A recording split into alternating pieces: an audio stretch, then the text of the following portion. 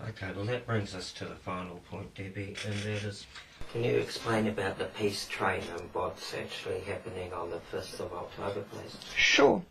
After our steering group meeting, we decided to do some kind of action around the District Health Board election. The reason we've left it to the 5th of October is we wanted to support the living wage campaign that was held last Saturday.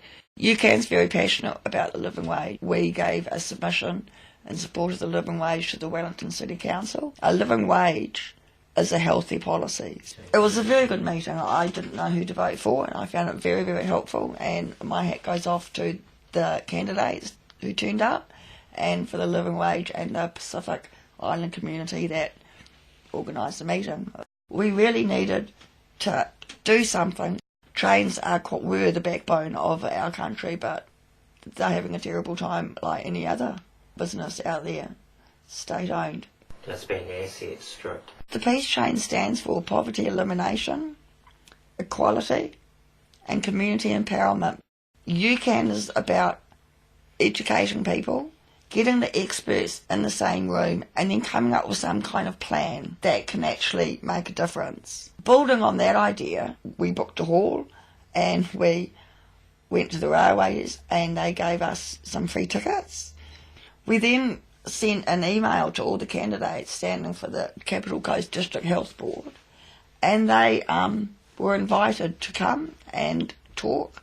Brian Bruce has done 2 documentaries. His latest one, it's a documentary that he made going around the country looking into poverty and how we actually got to where we are now and what can we do to change it. He talks a lot in there about our system and how great we used to be, and now we're just into zombie politics. Brian has agreed to give UCAN a copy of that documentary, and he also really supports the concept and idea of a national health charter. There's been a few charters and declarations, but what we really need to do is to pull them all together and come up with a practical, physical way of making sure that no matter which political party is in power at the time, certain services in healthcare, especially primary healthcare, will always be maintained. Because every time we have a change of government, they're just going to throw everything Exactly. out. Now, Newtown Union Health has won international acclaim and awards because they don't just deal with one problem. They're community owned and based. But like it's big enough to have a variety of specialists. Exactly. As well. Services have been slashed due to cuts on funding. People have left. People have been working on minimum wages, sometimes volunteering their services. Like you're saying, the midwife service got cut down. Exactly. Now, these things just may sound academic to academic people that don't really care. But this is actually people are dying. There are people walking around now that can't access their medication due to financial status. They can't see their doctors when they need to. They need to normally wait a few weeks. It's ridiculous, and it's really dangerous. And the strain that's been put on the nurses at Wellington Hospital is just ridiculous. Right.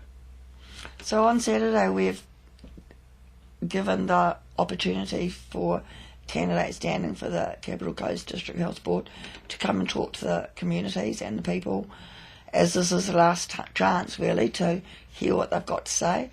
We'll be asking them 3 questions and giving them all a chance to answer.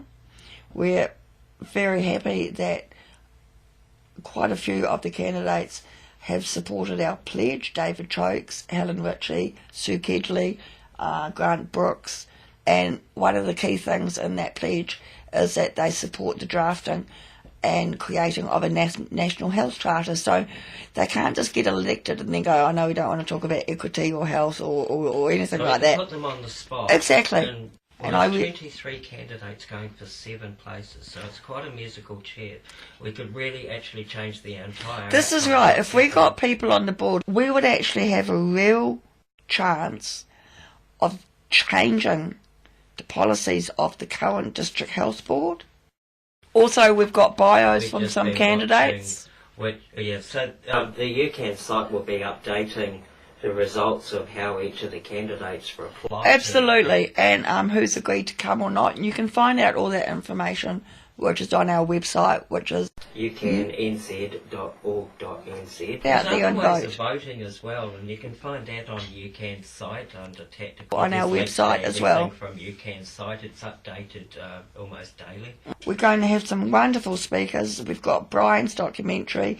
So please come. Please tell your friends about it. And actually start looking and thinking about what you want as a health service. Where do you think we'll be in the next few years? And this is a real chance for you to make a difference. And at UCAN, we've got this saying, you can make a difference. And we really believe that. So thank you for your time. And I really hope that this will encourage people to take notice and listen to the experts. Well, thank you very much, Debbie Leyland from UCAN. My name is Mark Hayes from the United Community Action Network, and you've been watching to the UCAN election special.